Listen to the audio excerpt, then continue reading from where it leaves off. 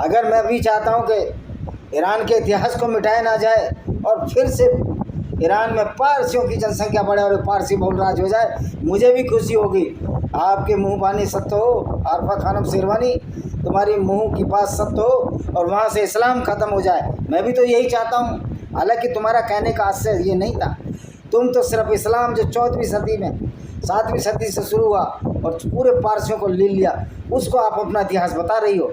तो ये पत्रकार कुछ मूर्ख भी होते हैं, कोई बहुत बड़े स्कॉलर तो होते ही नहीं। एक मामूली सी डिग्री लेकर बैचलर डिग्री इन जर्नलिज्म ये आ जाते हैं। पारसियों के धर्म स्थलों में जरूस के चित्र को हटाकर नीचे फेंक दिया गया इन्होंने, उसकी जगह अयतुल्ला अली खुमैनी की तस्वीर लगा दी गई और उस जम समूह ने पारसियों को ईरान के नए नेता अयतुल्ला की तस्वीरें नहीं हटाने की चेतावनी भी दे डाली।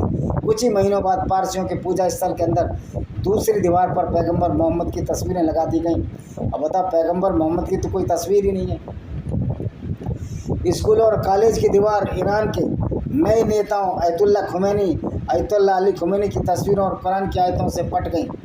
कुरान की आयतों में गैर मुस्लिमों की कड़ी निंदा की गई है। वो तो इस्लाम है, इस्लाम तो गुंडागर्दी करता ही है। एकेडमिक में अच्छा प्रदर्शन करने के बावजूद राज्य नियुक्ति यूनिवर्सिटी में गैर मुस्लिमों को कोई जगह नहीं बची थी।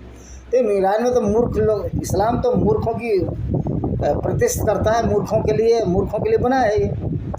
जब इराक के साथ 1980 से 1988 के बीच युद्ध चला तो युवा पारसियों को बिना उनकी मर्जी के ईरानी आर्मी ने आत्मघाती मिशन के लिए भर्ती योजना बनाई।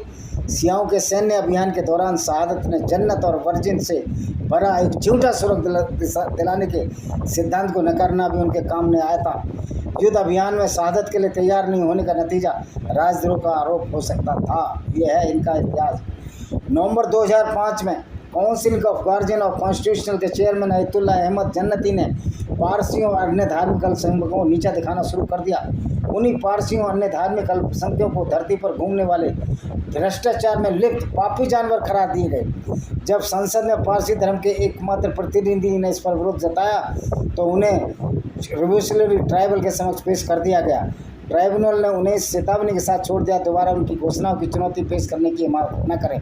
पारसी सांसद को दोबारा ऐसा करने पर मृत्यु दंड की चेतावनी दी गई। इस घटना से डरे सहमे पारसी समुदाय ने उन्हें दोबारा चुनने में बिल्कुल उत्साह नहीं दिखाया।